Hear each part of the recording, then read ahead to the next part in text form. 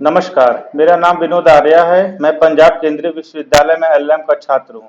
मैं आज आपके सामने बाल अधिकारों से जुड़े कुछ तथ्यों पर चर्चा करूंगा और साथ ही बाल अधिकार से जुड़े कानूनों के बारे में विस्तृत जानकारी दूंगा। बचपन जीवन का वह सुनहरा पल होता है जिसमें बच्चों को प्यार दुलार की जरूरत होती है, लेकिन कुछ लोगों के स्वार्थ की वजह से मौजूदा समय में बच्चों को एक वर्ग का शोषण झेलना पड़ रहा है।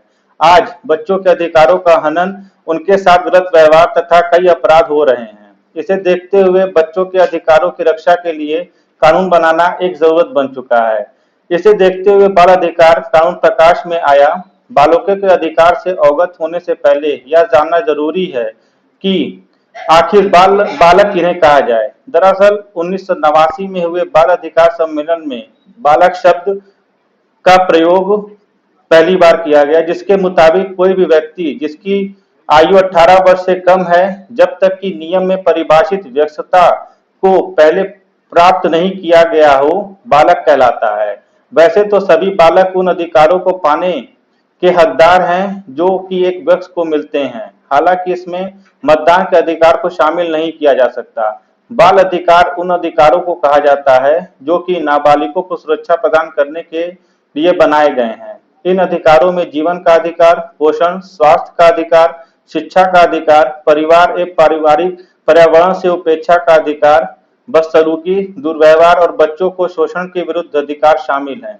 भारत में बाल अधिकारों को लेकर 2007 में संवैधानिक संस्था का गठन किया गया, जिसे बाल अधिकार संरक्षण आयोग कहा जाता है। देश में बाल अधिकारों को लेकर जागरूकता फैलाने के लिए कई संगठन, सरकारी विभाग और एनजीओ कार्यरत हैं।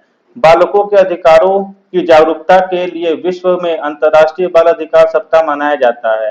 यह सप्ताह 14 से 20 नवंबर तक मनाया जाता है। भारत में भी बाल अधिकारों को लेकर काफी काम किए जा चुके हैं। इसी का परिणाम है कि भारत में हर वर्ष 20 नवंबर को बाल अधिकार दिवस के रूप में मनाया जाता है। वहीं दूसरी ओर बालकों के अधिकारों की रक्षा के लिए राष्ट्रीय बाल अधिकार संरक्षण आयोग, जिसे एनसीपीसीआर कहते हैं, का गठन किया गया है। इस आयोग का काम होता है कि वो कानूनों, नीतियों तथा सरकारी व्यवस्था की देखरेख कर उसका आकलन करे। साथ ही यह भी देखता है कि बच्चों के अधिकार संयुक्त राष्ट्र संघ द्वारा बनाए गए यूनिवर्सल चाइल्ड राइट्स के अनुरूप हों।